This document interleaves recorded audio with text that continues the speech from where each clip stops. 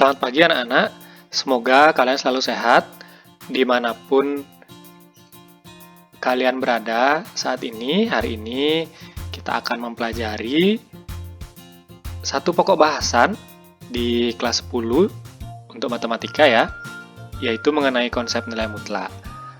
Nah, apa sih itu nilai mutlak? Mungkin kalian baru mendengarkan nilai mutlak ya, baru sekarang mendengar apa sih nilai mutlak itu. Nah, Bapak akan jelaskan mengenai konsepnya dulu ya, sehingga nanti kalian tidak bingung apa itu nilai mutlak. Oke, sebelum ke pengertiannya, coba perhatikan dulu ilustrasi berikut ya. Nah, apa itu nilai mutlak? Pernahkah kalian membaca denah? Ya, atau mungkin iseng untuk mengukur jarak dari rumah menuju sekolah seperti denah berikut, atau mungkin rumah menuju apotek terdekat, rumah menuju pasar, berapa sih kira-kira jaraknya, atau menuju ke rumah doi, berapa sih jaraknya, mungkin seperti itu ya. Nah, dari yang kalian pernah dengar, apakah jarak itu pernah bernilai negatif? Nah, tentu tidak ya. Seperti misalkan kita ukur ini arah utara, Bapak isi dulu ya tanda panahnya, ini arah utara, ini rumah, misalkan ini rumah kalian. Kemudian untuk menuju sekolah kalian ke timur dulu, kemudian ke selatan, kemudian ke barat lagi. Ke timur 500 meter, ke selatan 300 meter, ke barat lagi 100 meter. Nah, total kalian menempuh perjalanan itu adalah 900 meter, atau dengan kata lain, jarak dari rumah ke sekolah adalah sejauh 900 meter. Nah, kalau seandainya kalian ukurnya terbalik sekarang, dari sekolah menuju ke rumah, sama-sama 900 meter, apakah berubah dari positif menjadi negatif tadi ketemu 900 meter? Tentu tidak kan? Jarak mau kalian hitung dari tempat tujuan menuju ke rumah atau dari rumah ke tempat tujuan, itu akan sama-sama bernilai positif, tidak akan pernah bernilai negatif. Ya, nah itulah salah satu contoh daripada nilai mutlak, nilai yang selalu positif. Kira-kira apalagi yang selalu bernilai positif ya di kehidupan kalian, di kehidupan kita sehari-hari ya. Nah, kalau Bapak sih yang Bapak kumpulkan adalah ini. Bisa dilihat di di pojok kiri bawah ya. Ada jarak, ada berat, ada banyak siswa dalam kelas. Jadi kalau untuk berat tidak mungkin negatif. Banyak siswa juga atau banyak orang juga tidak mungkin negatif. Kira-kira apa lagi yang lain? Silahkan kalian cari sendiri. Mungkin ada yang kalian temukan, silahkan berikan komentarnya ya di Google Classroom-nya boleh, di YouTube-nya juga boleh, silahkan. Oke, kita lanjutkan. Jadi nilai mutlak itu bisa diartikan sebagai nilai yang selalu positif. Ya, seperti tadi jarak, berat, banyak siswa, dan lain sebagainya. Pokoknya yang nilai yang selalu positif itu pasti nilai mutlak. Ya. Nah, kalau kalian perhatikan lagi, nilai mutlak suatu bilangan X, ya X-nya ini bisa berupa angka berapa saja, dilambangkan dengan kurung lurus X, ya, kurung lurus X.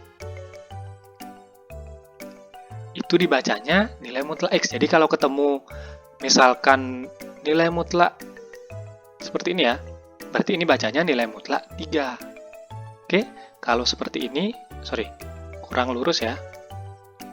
Kalau seperti ini, nilai mutlak A, itu bacanya ya.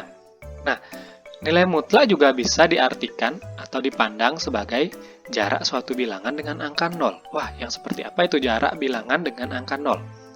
Kalian tentu masih ingat dengan garis bilangan kan? Nah, perhatikan garis bilangan yang Bapak berikan ini.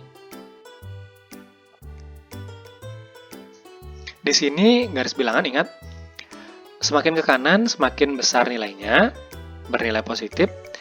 Di makin ke kiri dari angka 0 itu semakin kecil nilainya negatif ya.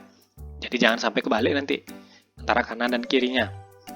Misalkan Bapak ambil contoh, kita akan menghitung nilai mutlak 4. Nah, tandai dulu angka 4-nya. Hitung jaraknya dari angka 0.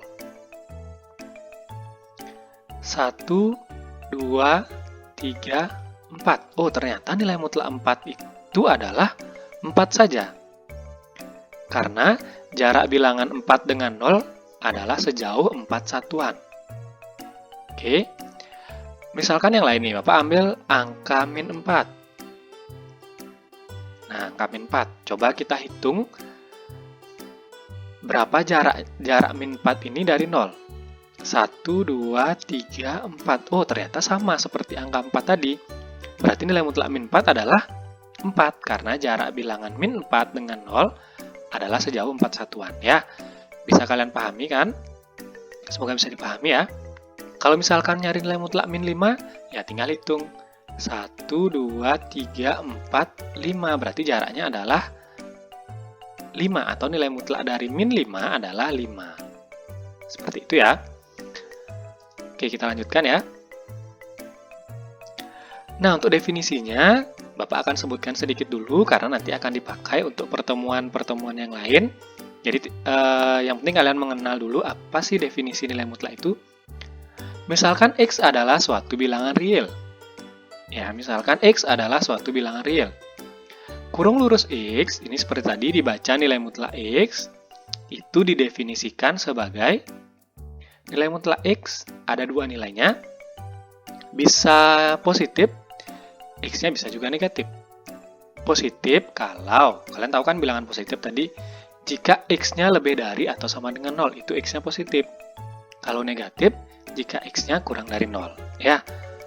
Nah, daripada kalian bingung nanti, lebih baik kalian ingat saja bahwa untuk mencari suatu nilai mutlak, tinggal jadikan positif saja bilangan itu. Kalau misalkan seperti tadi min 4, jadikan dia 4. Ketemu dah sudah nilai mutlaknya. Ya, semoga bisa dipahami. Kemudian Bapak akan lanjut ke contoh soal. Ya, contoh soal. Semoga bisa dipahami yang contoh-contoh ini. Kita mulai dari yang pertama.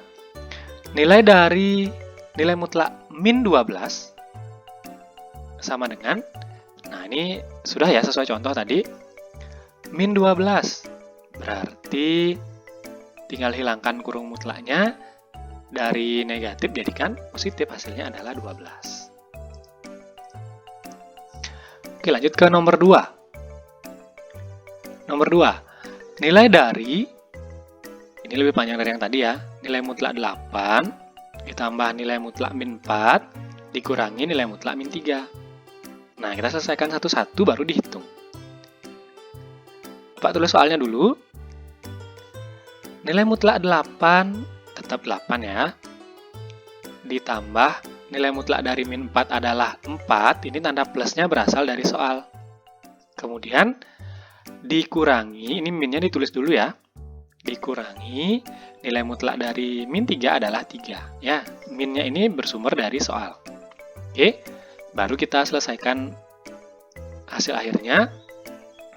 Agar ketemu hasil akhir, 8 ditambah 4 itu 12, dikurangi 3 hasilnya adalah 9. Kalian pelan-pelan ya menghitung nanti, agar hasil akhirnya tidak keliru.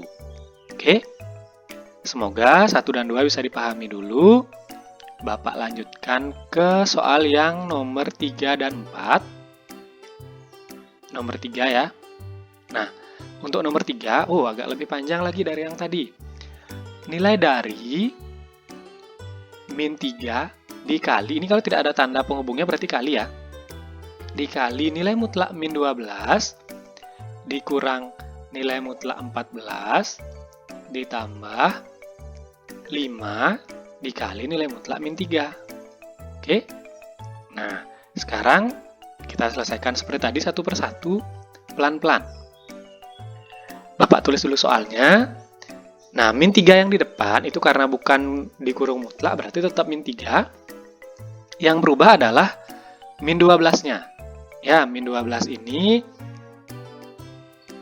dari dimutlakkan, mohon maaf. Jadinya adalah 12, positif 12 ya. Dikurangi, Ini minnya berasal dari soal. Nilai mutlak 14 tetap 14, ditambah 5, karena 5-nya bukan dalam kurung mutlak ya. Dikali min 3, kalau kita mutlakkan hasilnya adalah 3. Ya. Min 3 kali 12 dikurangi 14 ditambah 5 dikali 3. Nah, hasilnya adalah min 3 kali 12 itu min 36. Min 14 ditambah 5 kali 3 itu plus 15. Nah, di sini hati-hati sekali menghitungnya. Min 36 dikurangi 14, kalian sudah berhutang 36, berhutang lagi 14, hasilnya adalah min 50 ya. Nah, min 50, kalau ditambahkan 15, ngutang 50, dibayar 15, berhutang 50, dibayar 15, hasilnya, oh ini Bapak keliru hasilnya. Harusnya hasilnya adalah masih berhutang 35 ya. Ingat pelajaran SD, pelajaran SMP. Karena akan selalu dipakai. Oke, Bapak harap nomor 3 bisa dipahami. Sekarang Bapak lanjutkan ke nomor 4. Nah, nomor 4 ini nilai dari